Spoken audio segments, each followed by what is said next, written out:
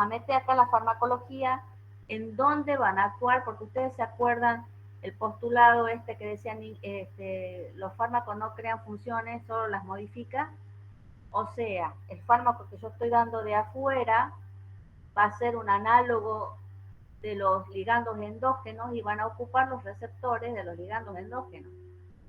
Entonces ahí vamos a ver cómo esta farmacología va a modificar esa fisiología. Y entonces quiero que repasemos cómo está formado el sistema nervioso, cómo lo clasificamos. No sé si ustedes se acuerdan, esto han visto en fisiología. ¿Se acuerdan de esto?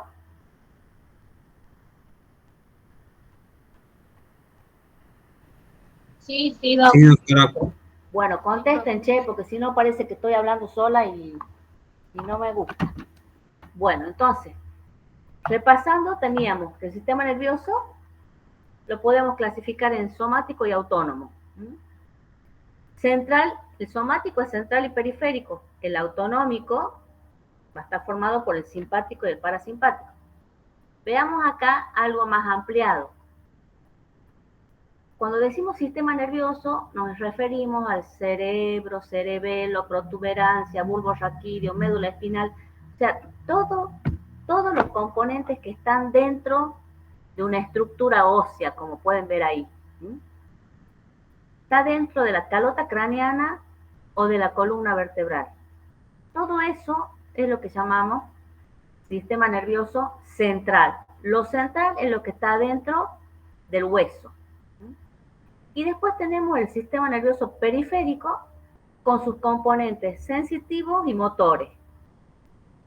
Los sensitivos son las vías nerviosas que van desde los receptores, que van a estar tanto en el medio externo como en el medio interno,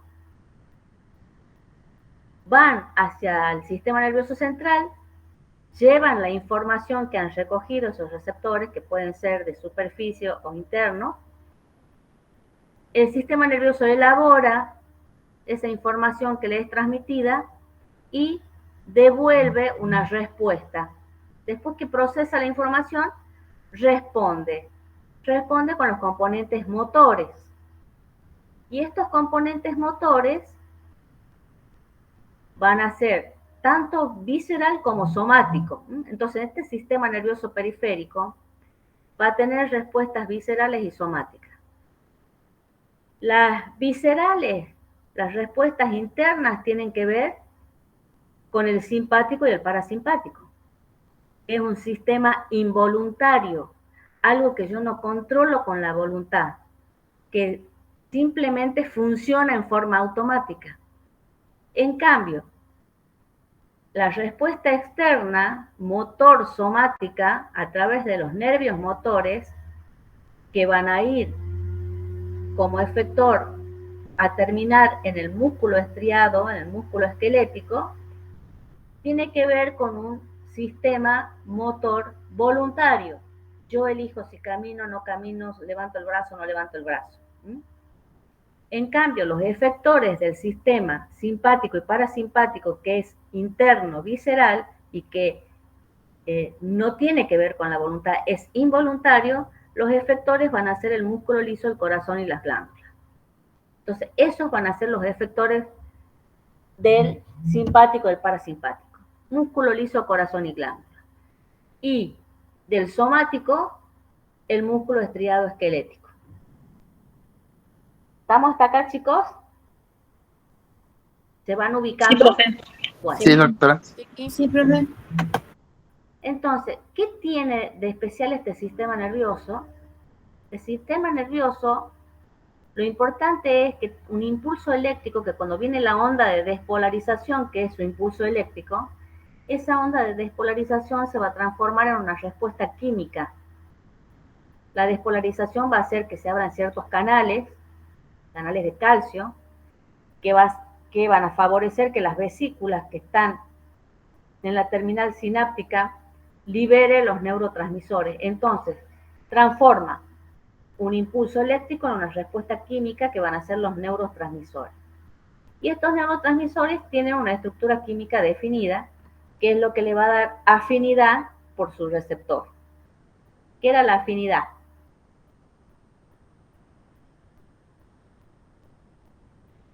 Era la preferencia por un receptor. La afinidad es la capacidad de unirse a un receptor. ¿Ah? Bueno.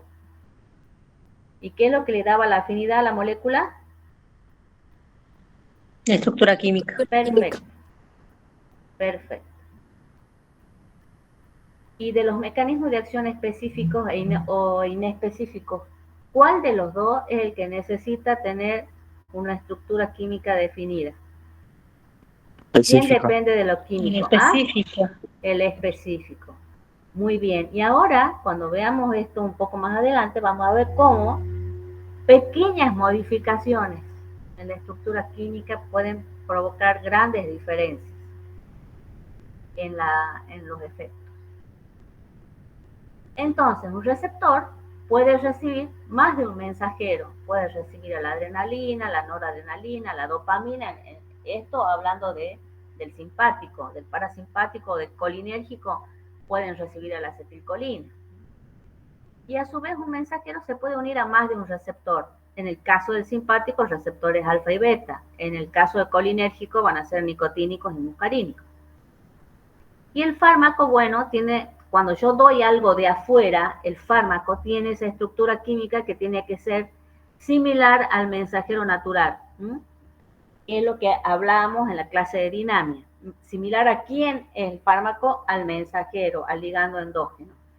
Y este puede ser agonista, antagonista o dualista. Entonces, centrándonos en autónomo, tenemos el simpático y el parasimpático. Y hoy vamos a hablar sobre todo del simpático, vamos a ver hasta dónde llegamos porque es bastante largo. Y para ubicarnos, este sistema simpático es tóraco-lumbar. Va desde la séptima cervical hasta la tercera lumbar. En cadenas ganglionares para y prevertebrales que están en abdomen y pelvis. Diverge siguiendo los vasos de todo el cuerpo. El primer mensajero preganglionar es la acetilcolina y postganglionar es la adrenalina y noradrenalina, ya lo vamos a ver en un dibujito. Las fibras postganglionares son amielínicas en el simpático, son largas, ramificadas, da una respuesta en bloque.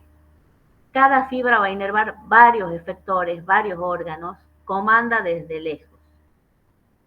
¿Ustedes conocen el piano? ¿Conocen los pedales que tiene el piano? Sí. Han visto que entre los pedales está la sordina. Si ustedes aprietan el pedal de la sordina, todas las teclas disminuyen la intensidad del sonido. ¿Saben eso o no saben eso? O sea, No, doctora. bueno, vos apretás el pedal de la sordina y todas las teclas van a sonar muy poco, no las vas a escuchar casi. Entonces, bueno, es en bloque. Entonces, así es el simpático. Una fibra muy ramificada, inerva varios órganos, o sea, es en bloque el manejo que tiene de los efectos. Y este simpático nos prepara para la lucha y la huida. Es catabólico, o sea, quema, porque para luchar y huir tiene que quemar las reservas que tiene el organismo. Y va a involucrar a todos los sistemas y sobre todo al cardiovascular. Y no es indispensable para la vida. En cambio, el parasimpático tiene una ubicación cráneo-sacra, en el bulbo y protuberancia y los últimos sectores medulares. Entonces, arriba y abajo. Converge por vagos y sacros. El primer mensajero pre- y postganglionar es la acetilcolina. Sus ganglios son paraviscerales, comanda desde cerca, casi 1-1. La respuesta es selectiva. Este sí es indispensable para la vida, es anabólico. Este es el que necesitamos para que se recobre el organismo, para que se resinteticen proteínas, para que el organismo esté en fase de crecimiento y reparación.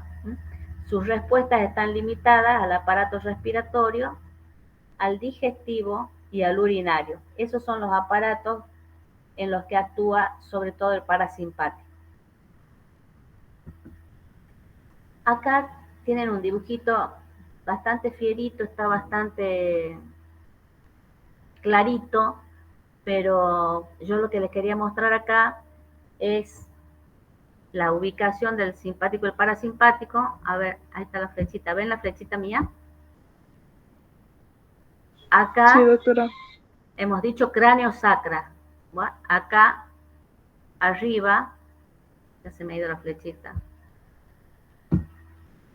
Acá está.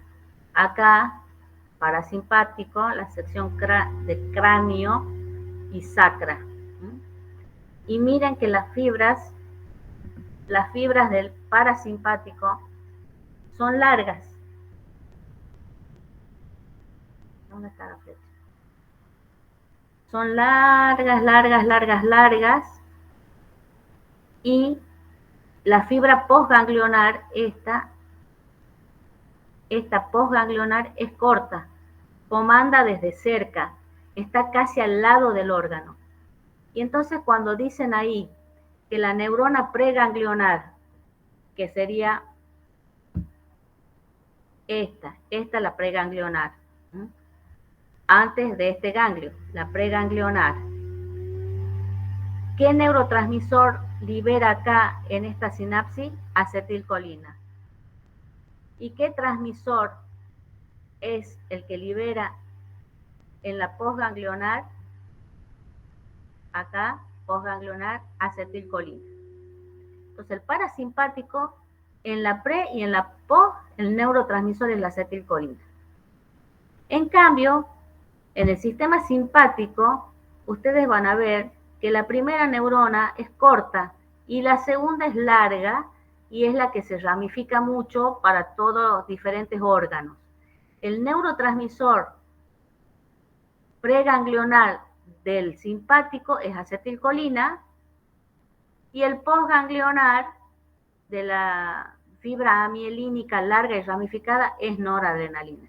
Todo esto tiene importancia, chicos, porque, por ejemplo, acá, en este ganglio, para que la acetilcolina actúe en este ganglio, él tiene que actuar sobre un receptor. ¿Y sobre qué receptor actúa acá? Sobre receptores nicotínicos.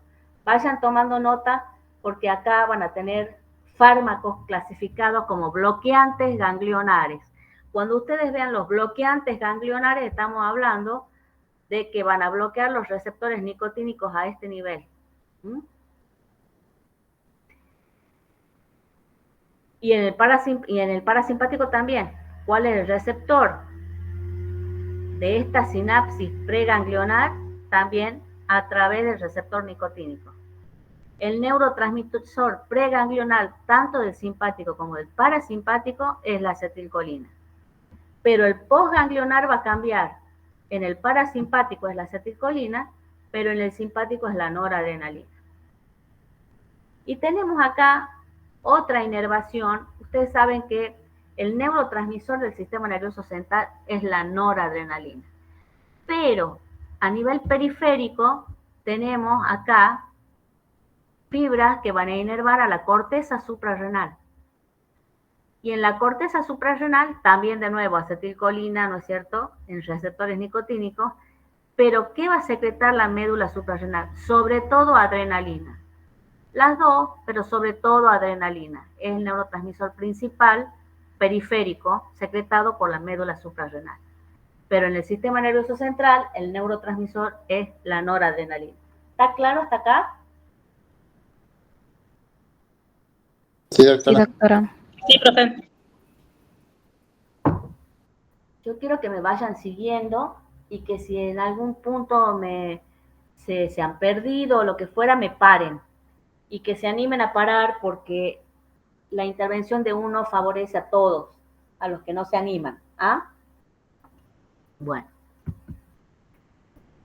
Y entonces veamos a la derecha el simpático. ¿Qué va a hacer el simpático? Para saber qué va a hacer el simpático, a ver, yo digo, el mejor ejemplo del simpático es el gato frente a un perro, pero no este gato, digamos, porque este gato está enamorado de ese perro. Sería de un gato que no conozca al perro, que sea un perro ajeno y que cuando lo ve se pone así. Entonces, para acordarnos qué hace el simpático, el mejor ejemplo es qué le pasa al gato. Y para acordarnos qué hace el parasimpático va a ser lo opuesto. Porque ustedes lo que tienen que saber es que estos sistemas están equilibrados entre los dos. El simpático hace una cosa y el parasimpático hace lo opuesto. Son un sistema de homeostasis y de equilibrio. Entonces, antes de ir al dibujito, para que ustedes solo después me digan y deduzcan, hemos dicho que el simpático nos prepara para la lucha y la huida. Entonces, en este caso, ¿qué va a pasar? Un perro se acerca a un gato desconocido, le ladra el gato, como lo vemos acá. Desde arriba hacia abajo, ¿qué va a pasar en el gato? Sistema nervioso central, una alerta total. A nivel de los ojos, va a haber midriasis, porque necesita aumentar el campo visual. A nivel de todo su cuerpo, como lo ven ahí con piloerección, la piloerección es para asustar al oponente y para que si el oponente viene y muerda pelo y no lo lastime. Ahora, si llegara a ser lastimado, hay vasoconstricción periférica para evitar que sangre con la mordedura o con la lastimadura. Entonces hay como respuesta una vasoconstricción periférica. En ese momento el gato necesita ir al baño. No. No. Entonces en ese momento el gato va a tener sus intestinos tranquilos, relajados, y el esfínter urinario contraído y el detrusor de la vejiga relajado, porque no necesita hacer en ese momento pis ni caca, ¿no? Está concentrado en cómo salvar la vida. Y como necesita toda la energía ya para salir corriendo o para luchar, hay gluconeogénesis y glucogenolisis. Entonces, sí, veamos acá.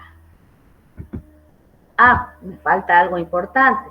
Necesita tener la vía aérea permeable y una buena ventilación. ¿Cómo estarán los bronquios? Dilatado. Broncodilatado. Broncodilatado.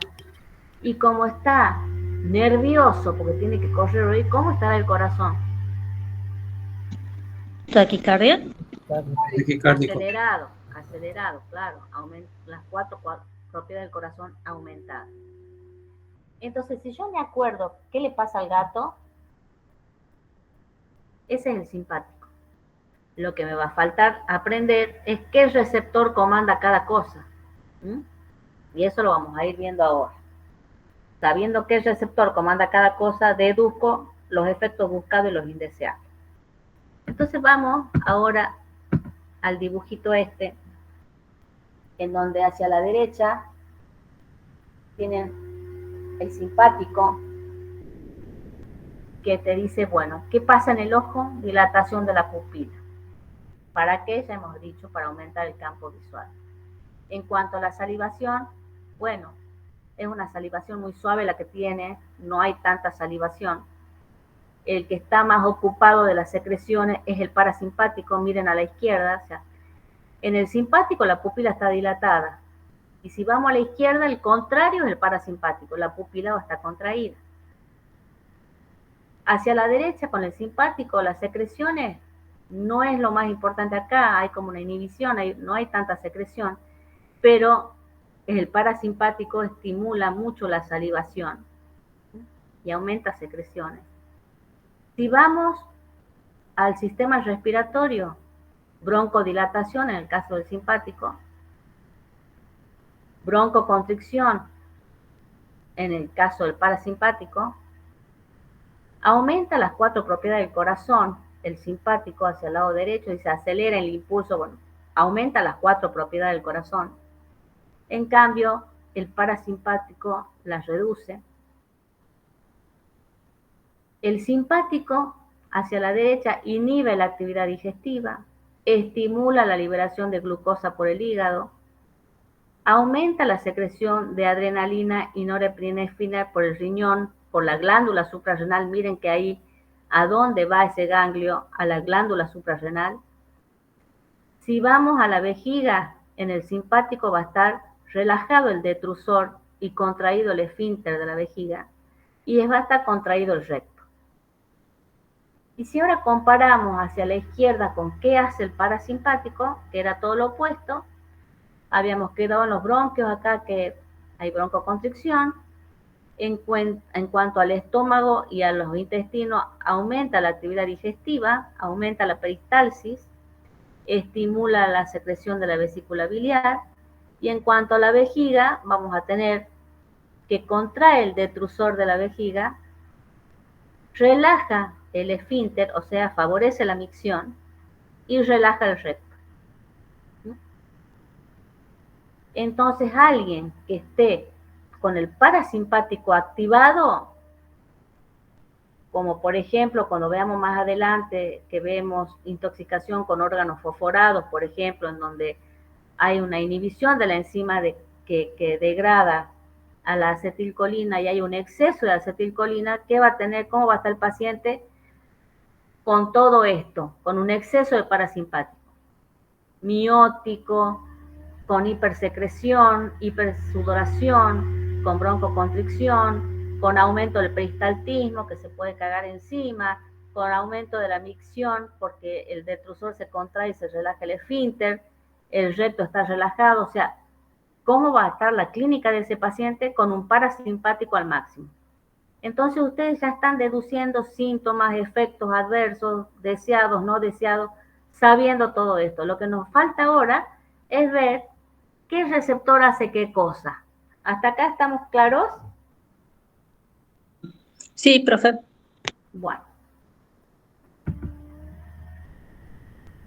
Bueno, esto es lo que ya hemos dicho, que prepara para la lucha y la huida, que es muy dispensioso, muy gastador, catabólico.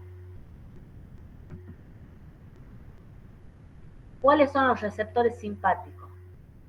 Los receptores del simpático, ¿cuál es el neurotransmisor del simpático? Es la adrenalina y la noradrenalina. ¿Qué tipo de receptores tiene el simpático? ¿Se acuerdan ustedes de la clasificación de receptores cuál?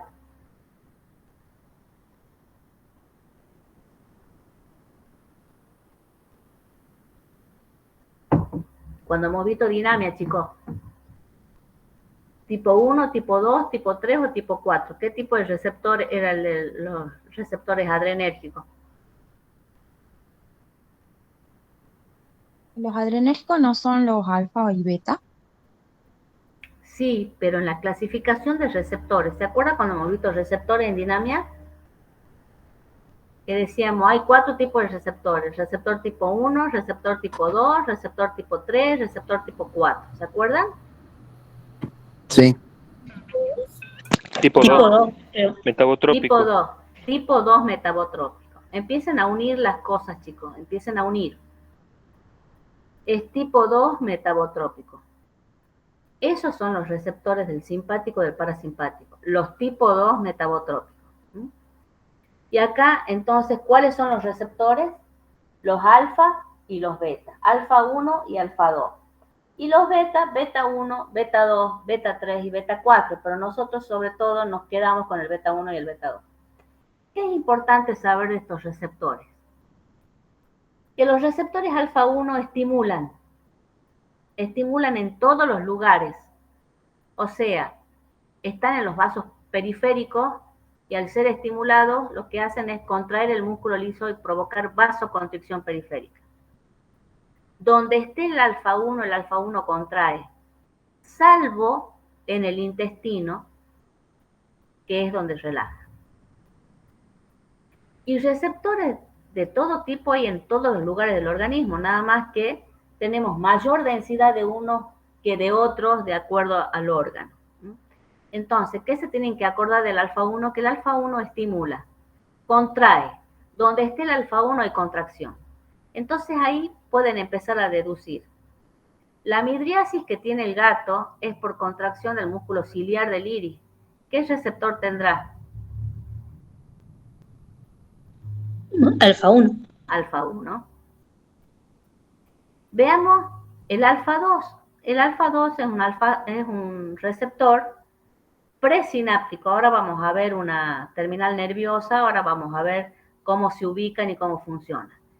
Es un receptor que está en la presinapsis y ¿se acuerdan cuando veíamos el efecto de la tolerancia? Que dábamos el ejemplo de la clonidina. ¿Dónde actúa la clonidina?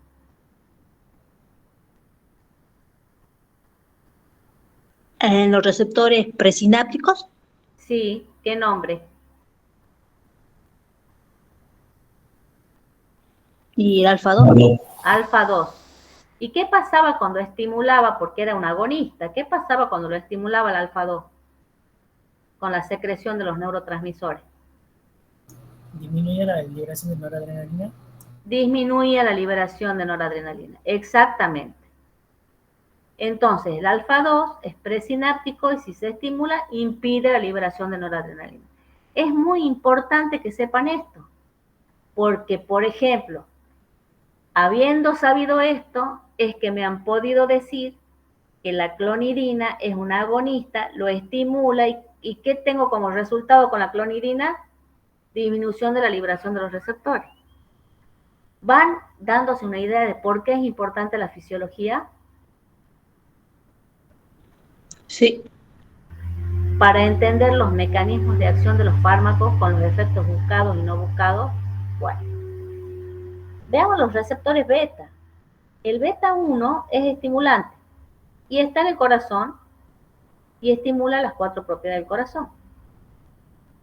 Los beta 2 más bien son inhibidores, o sea, son relajantes, relajan musculatura lisa. ¿Y dónde estaba el beta 2? Pulmón, útero. Bronquios. En los bronquios, en el útero, porque ahí vamos a tener fármacos, por ejemplo, que tienen un efecto predominantemente beta 2, que usamos para evitar en la amenaza del parto prematuro para relajar el útero, como es la isoxsuprina. Entonces, donde yo vea que hay relajación, es beta 2. Donde yo vea que hay contracción de musculatura, es alfa 1. Van haciéndose un mapa mental.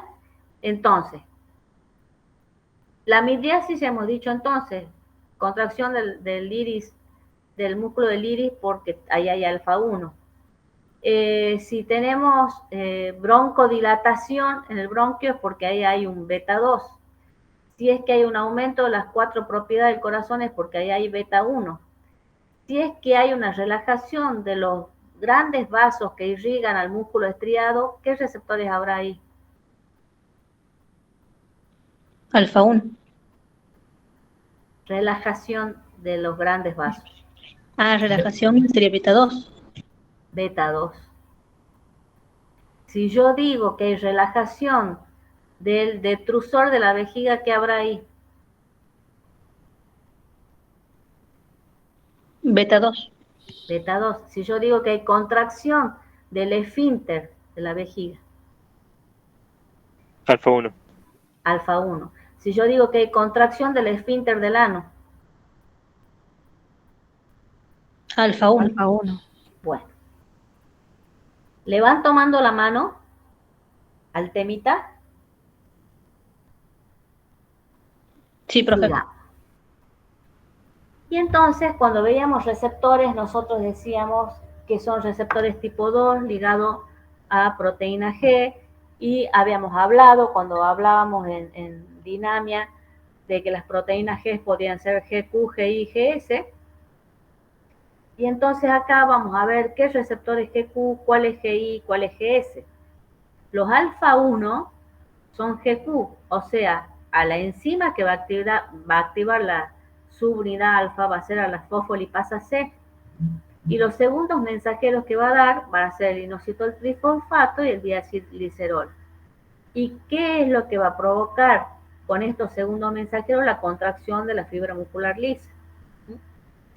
En cuanto al alfa-2, la proteína G es inhibidora, o sea, inhibe a la adenatociclasa, no se forma el segundo mensajero AMP cíclico y por eso ahí no vamos a tener activación de nada, estamos inhibiendo. Y el beta es GS, o sea, estimulante, estimula la subunidad alfa a la adenilciclasa y su segundo mensajero va a ser el AMP cíclico, que después de su cascada enzimática lo que va a generar va a ser la relajación de la musculatura lisa. Entonces yo acá, ¿cuál es la mnemotecnia que les digo? Empiecen con el alfa 1, sigan con el alfa 2 y con el beta, entonces la mnemotecnia es KISS. KISS. Entonces yo sé que el alfa 1 es GQ, el alfa 2 es GI, el beta es GS, y me tengo que aprender bien que cuando es Q, la enzima que activa la subunidad alfa es la fosfolipasa C, con sus segundos mensajeros. Entonces ahí voy como armando el collar de perla de todo lo que uno les va dando en forma fraccionada, la tienen que ir uniendo. Porque en el examen a veces uno le pregunta, ¿y qué tipo de receptor es el alfa 1? ¿Qué tipo de proteína G? ¿Cuál es el segundo mensajero? ¿A qué enzima activa? Y ustedes tienen que relacionar todo esto. Vamos a seguir. Bueno, los receptores alfa 1, que hemos dicho que son posinápticos excitadores, contrae el músculo liso, menos el intestino que relaja. En hígado, el alfa 1 favorece la glucogenolisis para poder tener yo glucosa en sangre rápido para luchar o huir. En el corazón es inotrópico positivo, pero no hay tanto. Ustedes saben que receptores hay en todos lados, pero la densidad es la que difiere. En el corazón, sobre todo, hay beta 1 y disminuye la secreción salival. Esa disminución es por alfa 1. Y después tenemos los alfa 2, pre y postsinápticos, el sistema nervioso central y periférico. La gran densidad está en la presinapsis del central y tienen la función esta inhibitoria. Hemos dicho que eran una GI. Y los postsinápticos pueden estar en las células hepáticas, en plaqueta y músculo liso vascular, actuando sobre la agregación plaquetaria y la vasoconstricción, pero no hay tanto en vasos de este alfa 2 en la periferia, es más en la presinapsis del central. Y los beta 1, que son postsinápticos, estimulan las 4 propiedades del corazón, favorecen la agregación plaquetaria, en las glándulas salivales favorece la secreción de amilasa, en el aparato gastrointestinal provoca relajación de esfínteres. Pero siempre tenemos que ver quién está en mayor preponderancia en ese esfínter y va a ganar el que esté en mayor preponderancia. Si hay más alfa 1 que beta, va a ganar el alfa 1.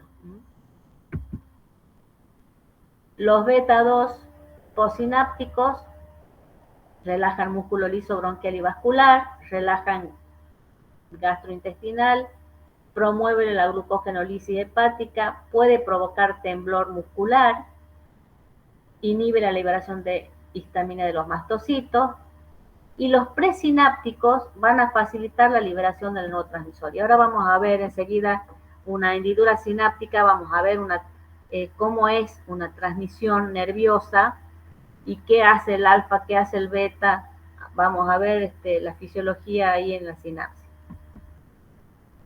Los beta 3 en tejido adiposo, generando lipólisis y termogénesis, y los beta 4 en corazón, incrementando contracción cardíaca. Vamos a la síntesis, y esto también es importante porque ahí vamos a tener fármacos en autónomos que van a interferir en la síntesis. En la síntesis tenés que a partir de la tirosina, por una tirosina hidroxilasa, esa tirosina se va a transformar en dopa, que por una dopa de carboxilasa se va a transformar en dopamina, que por una dopamina beta hidroxilasa se va a transformar en noradrenalina. Hasta ahí el sistema nervioso central. Si estuviéramos en la glándula suprarrenal, por una metiltransferasa se va a transformar en adrenalina. El paso limitante es la tirosina hidroxilasa. ¿Qué significa paso limitante? Que cuando ya hay suficiente noradrenalina, no se estimula la tirosina hidroxilasa que pare para dejar de transformar la tirosina en dopa y a generar la cascada de elaboración del transmisor. Y acá tienen ustedes la presinapsis acá arriba. La tirosina está fuera del axón, tiene que entrar al axón. Y una vez que ingresa, se va a transformar en dopa y de ahí en dopamina. Y la dopamina va a ingresar a un gránulo que hay en la terminal nerviosa y ahí es donde se va a transformar en noradrenalina, dentro de un gránulo. Y en este gránulo va a haber un pool fijo y un pool móvil.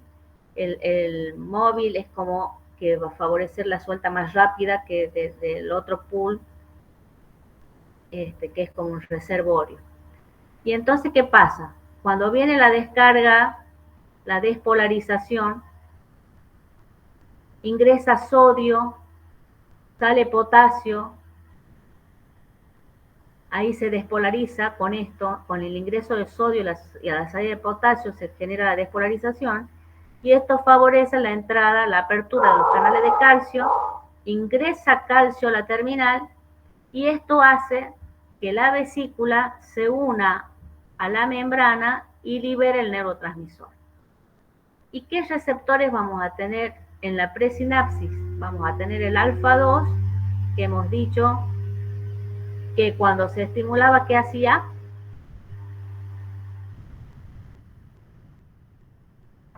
Inhibía la liberación del neurotransmisor. Perfecto. Y acá está faltando en este dibujito el receptor beta presináptico, que lo podríamos dibujar acá, digamos, un receptor beta presináptico, que cuando se estimula ese receptor beta, lo que va a hacer es favorecer la suelta del neurotransmisor. Entonces, cuando hay mucha noradrenalina en la hendidura, esta noradrenalina activa el alfa 2, dice, ya hay suficiente, dejen de liberar, se deja de liberar. Cuando baja el nivel de noradrenalina en la hendidura, entonces se estimula el beta, que lo dibujaría acá yo, y dice, no hay neurotransmisor, liberen, y entonces se libera la noradrenalina, que va a actuar en sus receptores postsinápticos alfa 1, beta 1, beta 2. ¿Y por qué es tan importante esto?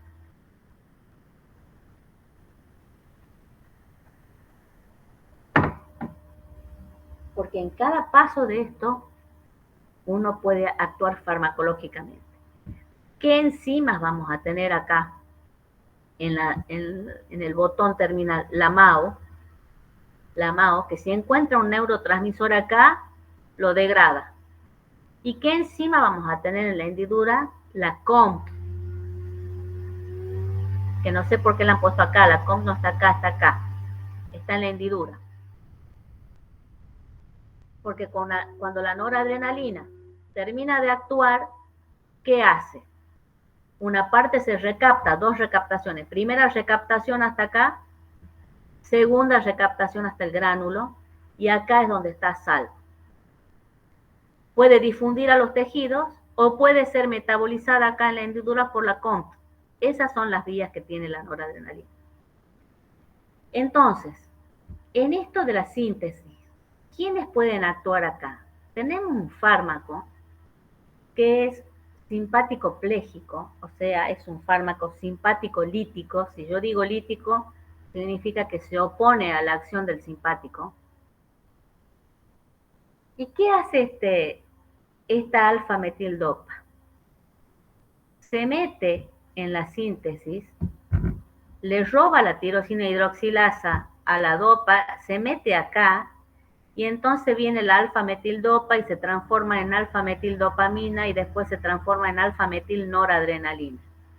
Y cuando se libera alfa-metilnoradrenalina. ¿Y qué habíamos dicho? No sé si se acuerdan ustedes cuando veíamos Dinamia, ¿qué tipo de agonista era la alfa-metil-noradrenalina? ¿Era total, parcial, inverso, antagonista? ¿Qué era?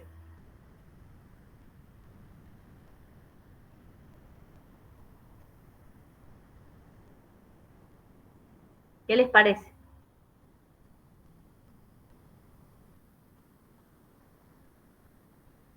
¿Están ahí o se han ido a hacer escones, che? No es una agonista parcial porque es menos potente que la noradrenalina. Exactamente, es un agonista parcial. Entonces, si el efecto aparte de eso, de que es un agonista parcial, perfectamente, cuando la alfa-metildopa está en la hendidura, va a actuar como agonista parcial en la possinapsis, pero aparte, lo que va a hacer es también actuar sobre el receptor alfa-2. ¿Y qué hace el receptor alfa-2? Inhibe la liberación de la noradrenalina. Inhibe la liberación. Entonces, si no tengo noradrenalina y la poca que tengo es alfa-metil noradrenalina, que es un agonista parcial, ¿qué me generará en la presión eso, en la presión arterial?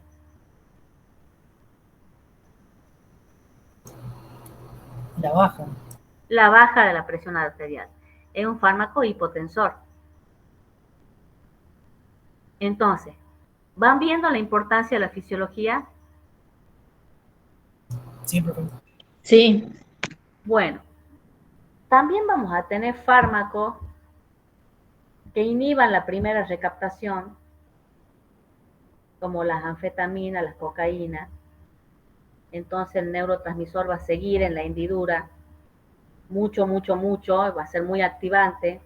También hay fármacos que impiden la segunda recaptación, como la reserpina, que ya no se usa, pero si no se recapta la vesícula y queda acá, ¿qué le va a pasar a esa noradrenalina? la metaboliza la MAO. La metaboliza la MAO. Entonces, estoy disminuyendo la vida media del neurotransmisor, entonces, ¿cómo va a ser la presión?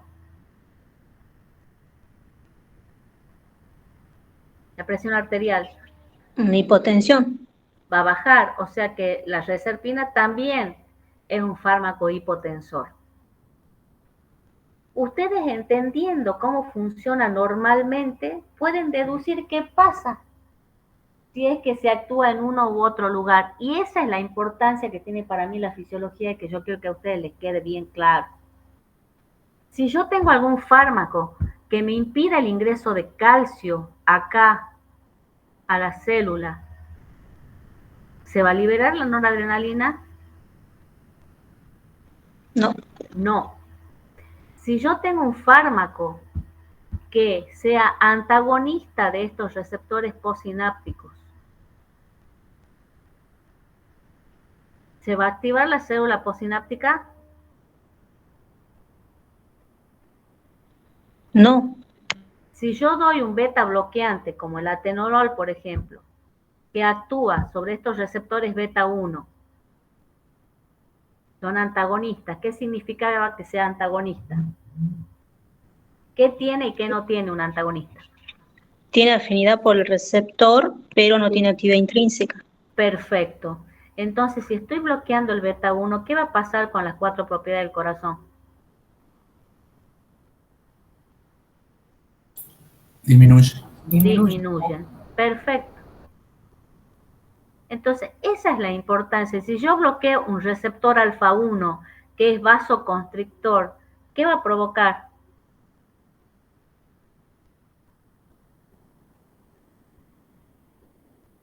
Si impido la contracción, ¿qué va a haber? Se produce vasodilatación. Claro. Y es así donde van a ver, cuando veamos la clasificación, los distintos fármacos que actúan en estos distintos receptores y cuáles van a ser los efectos que voy encontrando. Bueno, ¿hasta acá vamos bien? Sí, profe. Sí, profe. Siga. Bueno, esto es lo que venimos deduciendo contra el músculo liso, de vasos sanguíneos de piel y mucosas, también en el riñón, es excitador de células glandulares salivales y sudoríparas, relajación de músculo liso, bronquial, en la pared intestinal y en los vasos que irrigan al músculo estriado.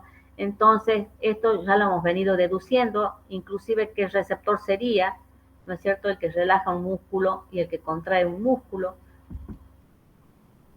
Y los podemos clasificar a los fármacos, o sea, entrando ya en farmacología, a los fármacos simpático-miméticos, los podemos clasificar según su mecanismo de acción, el mecanismo de acción directa, indirecta o mixta. El mecanismo de acción directa es cuando el neurotransmisor va a ir a actuar él directamente sobre el receptor postsináptico, como por ejemplo la adrenalina o cualquier simpático mimético. El de acción indirecta es cuando el que actúa no es lo que yo doy, sino el ejemplo acá es la tiramina. Es cuando yo doy tiramina, la tiramina se recapta, entra a la vesícula donde están almacenados los neurotransmisores, y como no hay lugar para tanta gente ahí, al entrar la tiramina se escupe noradrenalina. Entonces la que va a actuar en la postsinapsis va a ser la noradrenalina. ¿Pero por qué? Porque la tiramina ha entrado a la vesícula y como no hay espacio ha generado la liberación de la noradrenalina. Pero quien va a actuar en la postsinapsis es la noradrenalina, no la tiramina. Por eso se llama mecanismo de acción directa. La tiramina va a provocar un aumento del simpático, pero por accionar de la noradrenalina en el receptor, no de sí misma. ¿Está claro eso? Sí, sí. Sí, por ejemplo. Bueno, y la cocaína lo que hace es impedir la recaptación, la primera recaptación de la noradrenalina, y hace que la noradrenalina siga en la hendidura, y la que va a actuar en la postsinapsis es la noradrenalina. O sea que el mecanismo de acción de la cocaína también es indirecto, porque no es la cocaína la que va a estimular los receptores adrenérgicos, sino que al impedir su recaptación, hace que la noradrenalina aumente su vida media en la hendidura y sea la noradrenalina la que actúe. Y los de mecanismo de acción mixta, como la efedrina, las anfetaminas, ¿qué hacen? Actúan de las dos maneras. Por un lado, ellas mismas activan los receptores postsinápticos y por otro lado, ellas se recaptan al botón y empujan a la noradrenalina que está en el botón almacenada hacia la hendidura. Entonces el mecanismo es mixto porque hace las dos cosas. Estas moléculas por sí mismas activan los receptores postsinápticos, pero aparte al recaptarse generan la liberación de la noradrenalina. ¿Está claro estos tres mecanismos de acción? Si alguien no entiende, me dice y hacemos un dibujito. No sé si ustedes me están viendo a mí o no, o solo están viendo la presentación. Sí, se la ve a usted. ¿Está claro o quieren que les haga un dibujito? ¿Qué opinan? Ah, sí. Sí, profe, por mí sí. Parece que quieren que haga un dibujito. Sí, por favor. Sí, por más. Bueno.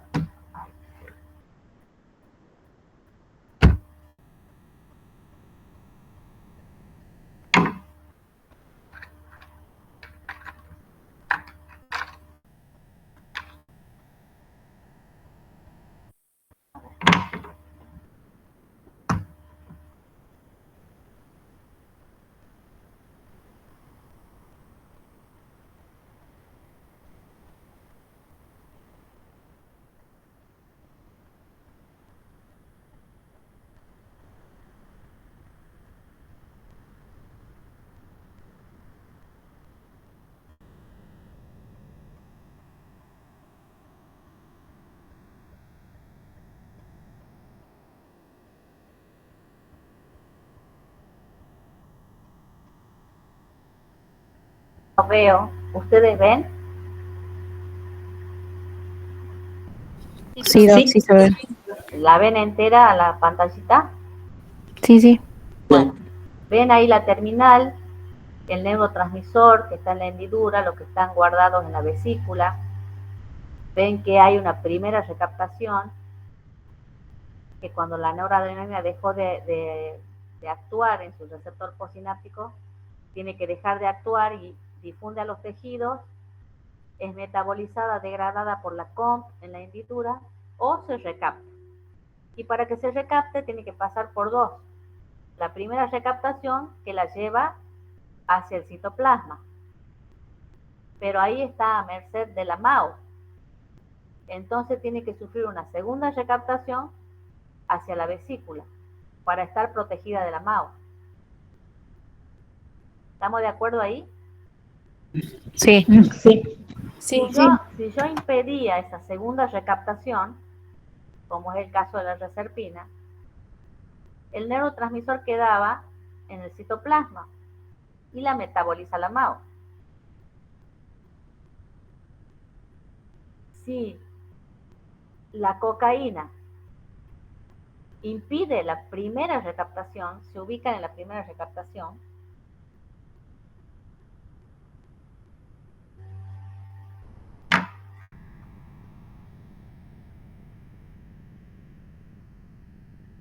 ahí donde les hago la cruz, ahí actúa la cocaína. Impide que la noradrenalina se recapte. Entonces, ¿qué pasa con la noradrenalina? Queda en la hendidura. ¿Y quién va a actuar en la postsinapsis?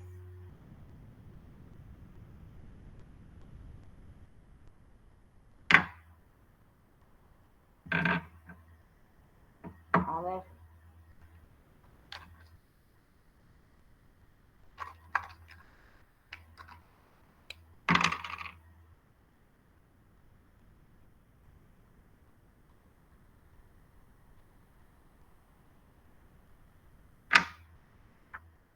Ahí en moradito, redondito, es la cocaína.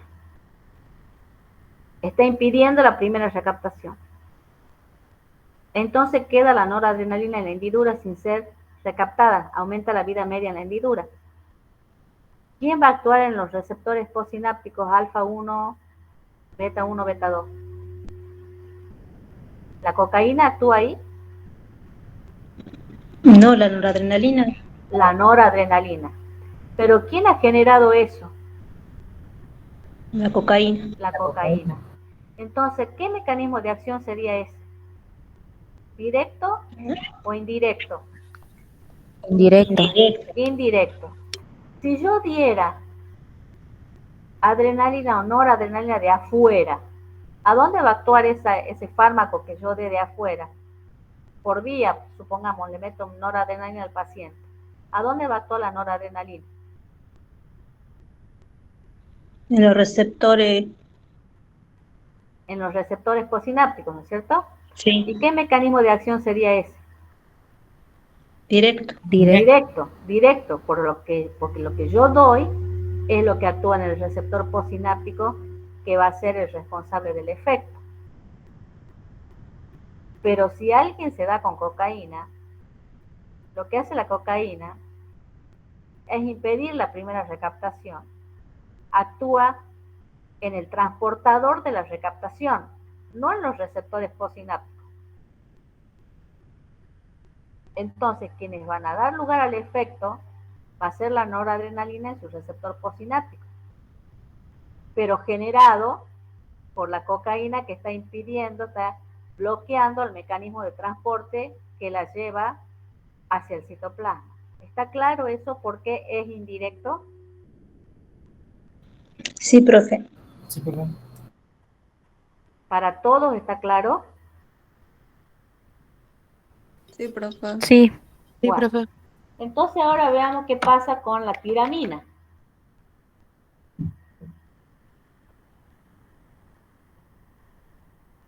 La tiramina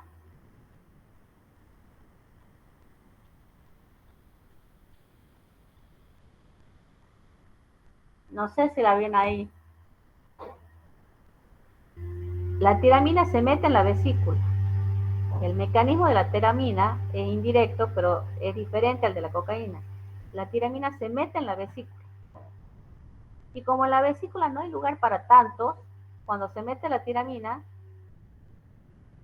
se libera noradrenalina para descomprimir la vesícula. ¿La entienden a esa? Sí. Sí, Por profe. eso también es indirecto, porque ¿quién va a actuar en la possinapsis? ¿La tiramina? No. No. Bueno. ¿Y qué pasa con la efedrina o las anfetaminas? No sé si tengo colores ya. A ver si tengo, no encuentro un negro.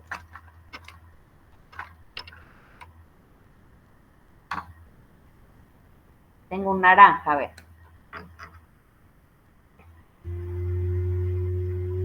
A la anfetamina la vamos a hacer como una estrellita.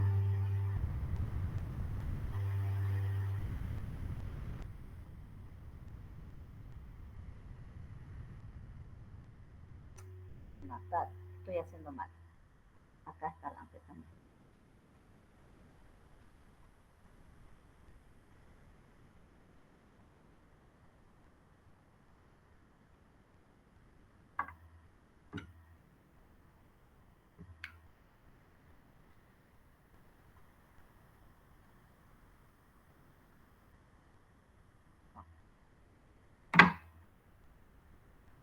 La anfetamina o la efedrina son las naranjas.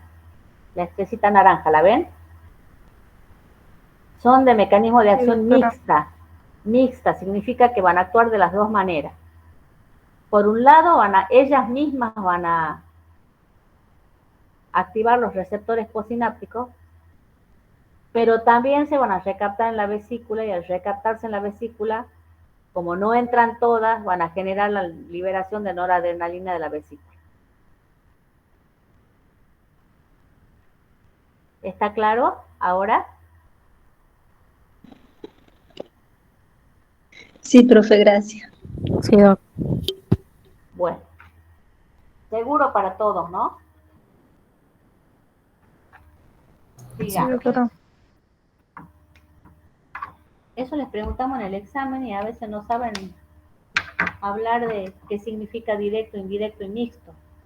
Y no saben dar los ejemplos. Así que cuidado con eso, ¿no? Porque son cosas que preguntamos en el examen. Wow. ¿Cómo podemos clasificar a los fármacos simpáticos desde su estructura química? El primer grupo, que acá le falta un nombre acá, dice clasificación química, como subtítulo yo pondría acá derivados del dihidrobenceno. Dentro de los derivados del dihidrobenceno están las catecolaminas y las saligenilamínas, y también están las resorcinolaminas, que ya la vamos a ver más adelante. Después tienen las fenolaminas, que son derivadas del hidroxibenceno. Después tienen las fenilaminas, que son derivadas del benceno, y después tienen las aminas heterocíclicas. Ahora la vamos a ver mejor más adelante. Dentro de las catecolaminas vamos a tener a la noradrenalina, a la adrenalina, a la dopamina y al isoproterenol. ¿Qué comparten estos cuatro fármacos? El grupo catecol, que ahora vamos a ver cuál es el grupo catecol en su estructura química. Y acá cobra relevancia cuando nosotros decíamos mecanismos de acción específicos e inespecíficos, en donde el específico tenía una alta especificidad química. Y acá vamos a ver esa alta especificidad química, porque pequeñas variaciones en la química va a cambiar el efecto del medicamento. En el caso de las catecolaminas, tienen dos oxidrilos, que ya van a ver cómo están dispuestos en el anillo bencénico, y todas estas que están dentro de las catecolaminas comparten la misma ubicación de los oxidrilos. Ese grupo se llama catecol, que es donde va a actuar la enzima COMT. Ese grupo catecol es fundamental para que la COMT la degrade actuando sobre ese grupo. Después las saligenilaminas también tienen 2 oxidrilos en su anillo bencénico, pero ubicados de manera diferente, entonces ahí ya es más estable, las catecolaminas no lo pueden destruir. Ahora vamos a ir bien. Las fenolaminas, dentro de las fenolaminas están la fenilefrina y el fenoterol. Dentro de las fenilaminas, la efedrina, la pseudoefedrina, las anfetaminas. Y dentro de las aminas heterocíclicos, la nasfasolina y la silometazolina. Acá es donde ustedes pueden ver, por ejemplo, la adrenalina, cómo están ubicados los oxidrilos en este grupo, en este anillo bencénico. Entonces, por eso decimos derivados del dihidroxibenceno. Dihidroxi porque en el benceno hay 2 oxidrilos, pero las catecolaminas son las que tienen dispuestos así los oxidrilos en ese anillo bencénico. Cuando hablamos de las saligeniaminas ya no están en la misma ubicación en este grupo benceno estos oxidrilos. Tiene 2, pero no en esta ubicación. A ver. Entonces, del dihidrobenceno, catecolaminas, resorcinolaminas y saligenilaminas. Las catecolaminas con esta disposición hemos dicho. Noradrenalina, adrenalina, dopamina, isoproterenol tienen esto. Entonces, todos ellos van a ser metabolizados por la COMT, por la disposición del grupo catecol.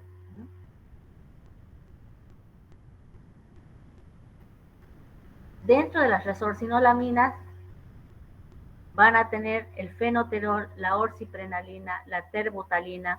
De acá diría yo que el fármaco prototipo que ustedes deberían elaborar es el fenoterol. Y acá ven cómo, si bien están dentro de los dihidroxibencenos, los oxidrilos están puestos de manera diferente en el grupo resorcinol, ¿no? No están juntitos así acá como el catecol. Y después tienen las saligenilaminas, como el salbutamol o el clenbuterol. El fármaco prototipo que tienen que desarrollar de este grupo ustedes es el salbutamol.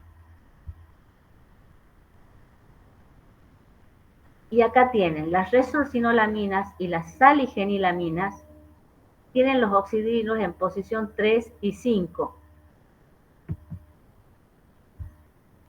Acá tienen. Los dos grupos tienen en 3 y 5 los oxidrilos. Y eso le da más selectividad beta 2. Entonces, estos grupos, en donde está el fenoterol por un lado dentro de las resorcinolaminas y el salbutamol dentro de las saligenilaminas, tienen una preponderancia por los receptores beta 2, una selectividad por los receptores beta 2. Y entonces, ¿qué van a hacer si actúan sobre esos receptores beta 2? ¿Qué van a generar?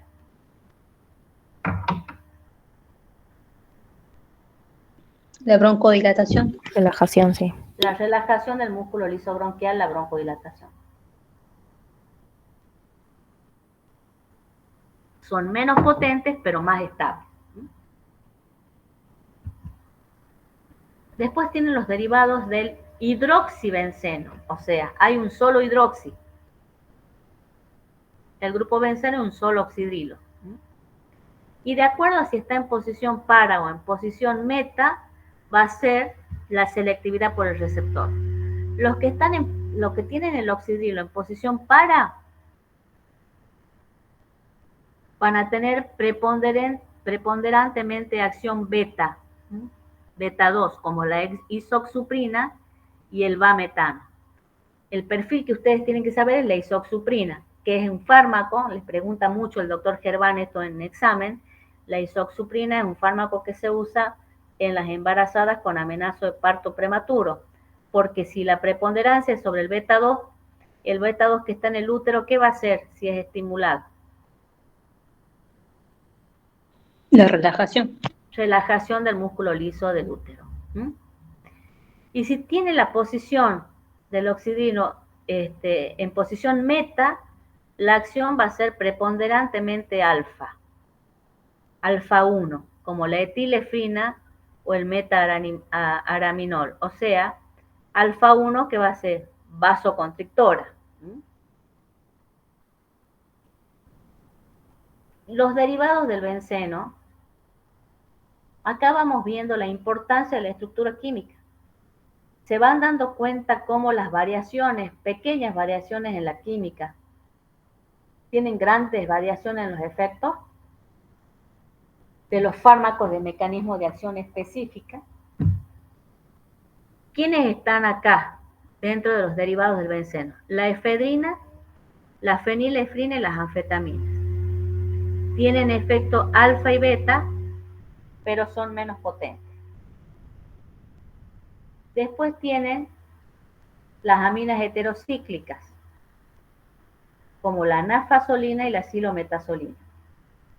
La pérdida del anillo bencénico por la cadena alifática o anillo imidazólico provoca pérdida del efecto estimulante del sistema nervioso central. O sea, que estas aminas heterocíclicas van a tener una acción más local, no van a llegar al sistema nervioso central. ¿Y para qué usan ustedes la nafasolina? ¿Alguno sabe para qué se la usa?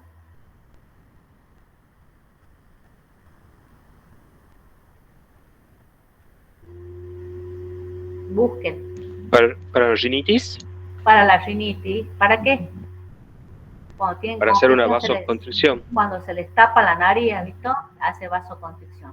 Pero ¿cuál es el problema de la nafasolina? Que si ustedes se la ponen, ¿qué efecto provoca después? Se la ponen y un día dicen, no, ya no quiero ser adicto a la nafasolina, no, voy a tratar de no ponérmela, no me la pongo más. ¿Qué efecto se produce ahí? ¿Alguno usa esta gota para la nariz?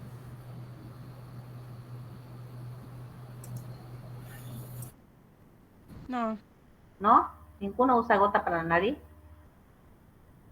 Si se la dejan de poner, la congestión es mayor a cuando la han empezado a usar. ¿Qué efecto es ese? Eso es efecto de rebote. Entonces, si soy adicto a la nafasolina, para que no haya efecto de rebote, después la tendré que diluir con un poco de solución fisiológica, ir diluyéndola hasta que la deje de usar. Porque si no me hace un efecto de rebote y después tengo tan trancada la nariz, peor que cuando la empezó a usar. Ese es el problema de la nafasolina, ¿no? Que da mucha tolerancia y después efecto de rebote. Tolerancia, ¿qué era qué? ¿Qué era la tolerancia?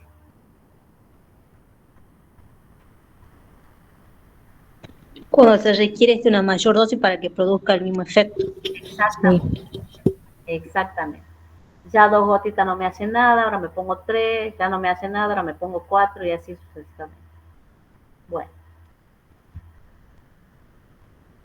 Bueno, y acá la importancia de la estructura química y su actividad, ¿no es cierto? El grupo catecol, en el grupo catecol actúa la CON, en el carbono alfa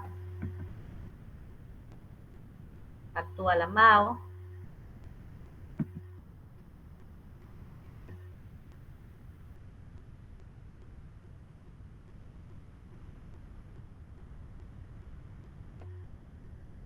acá, ¿no es cierto?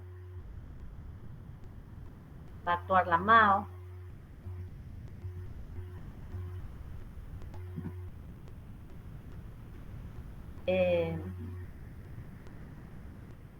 Si hago sustituciones en el carbono donde actúa la MAO, evito que sea degradada por la MAO. La sustitución en el carbono beta aumenta la hidrosolubilidad y disminuyen los efectos sobre el sistema nervioso central, aumentan las acciones alfa y beta periféricas. En el anillo benceno, los oxidrilos aumentan la actividad alfa y beta. La desaparición de los oxidrilos disminuye la potencia y prolonga la acción, favorece la absorción intestinal. Los oxidrilos en la posición 3 y 5 le dan selectividad beta 2. El hidroxibenceno con el oxidrilo en posición para le da mayor efecto beta y en posición meta mayor efecto alfa. Son menos potentes pero más estables. Ahí podemos ir viendo cómo las pequeñas modificaciones me cambian totalmente las acciones y los efectos. Las podemos clasificar según su origen en naturales y sintéticos. Naturales, la adrenalina, la noradrenalina, la dopamina y la efedrina, y sintéticos son todo el resto. Y como para hablar de la adrenalina no vamos a hablar nosotros, yo no les voy a dar perfiles, los perfiles lo van a hacer en el aula, en el práctico. Están acá desarrollados algunos, ¿no? Están desarrollados algunos acá. Ustedes fíjense lo que tienen. Hay otra clase más subida, que no es la mía, de autónomo, que también está muy buena, complementan las clases. En el práctico lo que van a hacer son los perfiles. Hoy vamos a llegar hasta acá, porque es muy largo el tema. La próxima clase vamos a ver los simpático-líticos y los colinérgicos, y el sistema colinérgico, de lo que también me voy a centrar mucho en la fisiopatología, y de los fármacos que hemos ido viendo.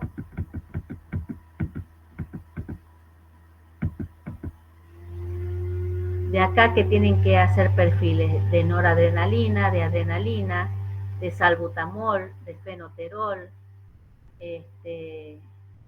pueden hacer de la efedrina, de la nafazolina,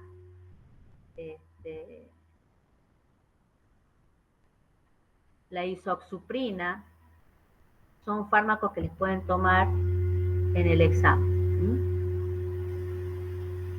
Bueno, hoy vamos a llegar hasta acá, porque es muy largo. Este sería como un perfil de la adrenalina, que ya lo van a armar ustedes en clase, lo pueden leer de acá y también buscarlo de los libros,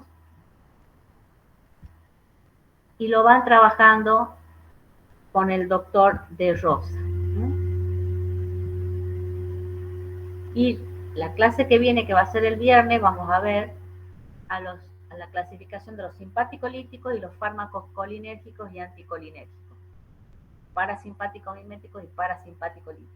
¿Y cuál es la diferencia de decir colinérgico de decir parasimpático? Todo eso vamos a ver la clase que viene el viernes. ¿Hasta acá ha sido clara la clase, chicos? Sí, profe. Bueno. Sí, profe. Vayan uniendo todo el arte, haciendo el arte, ¿no? De la terapéutica, vayan uniendo todos los conceptos que van viendo desde cinesis, dinamia, todo lo que vamos viendo desde el principio, uniéndolos acá, y ya vamos introduciéndonos en lo que va a ser terapéutica, que es en lo que se van a centrar sobre todo el año que viene y el próximo, en las especiales. Bueno, chicos, me despido y nos vemos el viernes por esta misma aula.